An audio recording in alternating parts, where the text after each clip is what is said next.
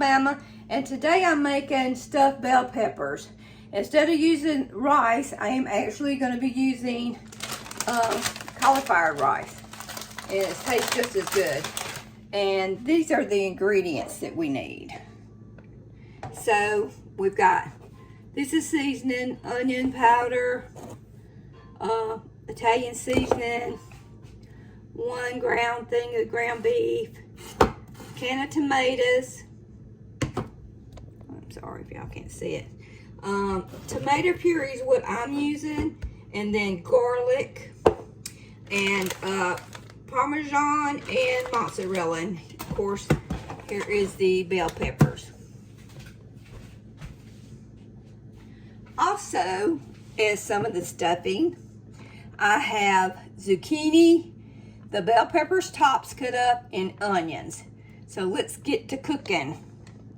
So once that's simmered for about 10 minutes, because it's still going to cook, because you got to cook the meat, go ahead and put the meat in there, put some salt and pepper on it, and once that gets cooked, I will add the diced tomatoes and the cauliflower rice.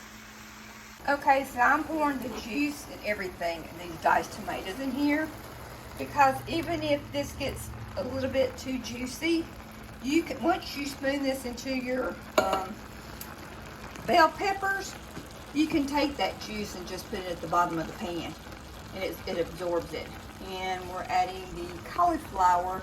It says a cup, but I'm not going to measure it because I think it's probably a cup, maybe a little bit more, but it's fine.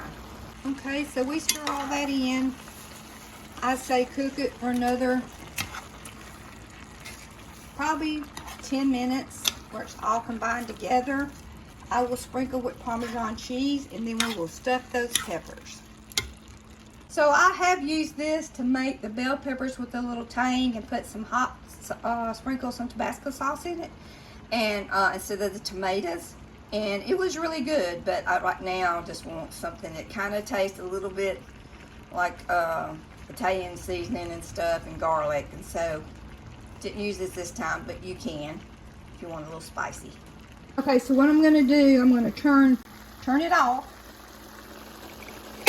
and I'm going to sprinkle some Parmesan cheese in it and mix it real good, and then I'm going to stuff the peppers. I have 6 peppers here.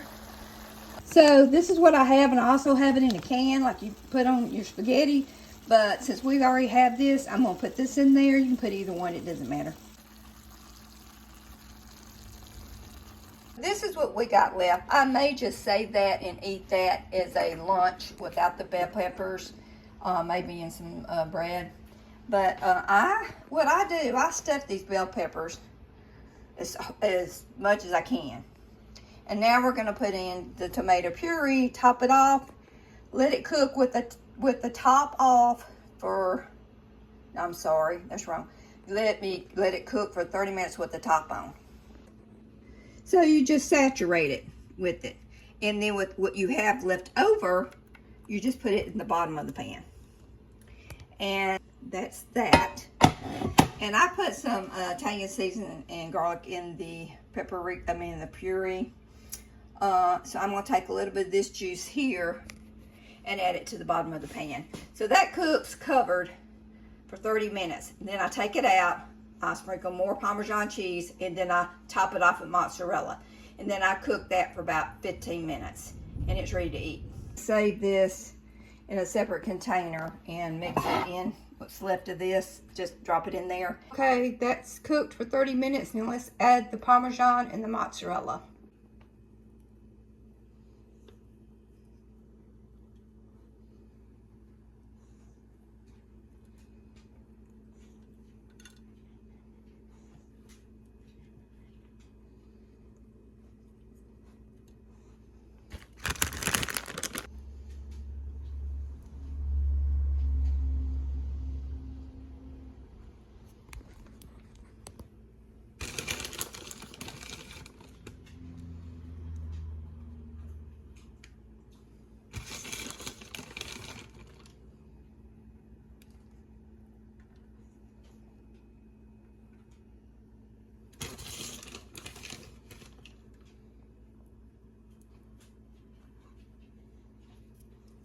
Okay, back in the oven for 15 minutes.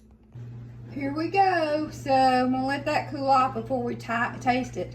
But it looks good. So here's the finished product. This is how I eat it.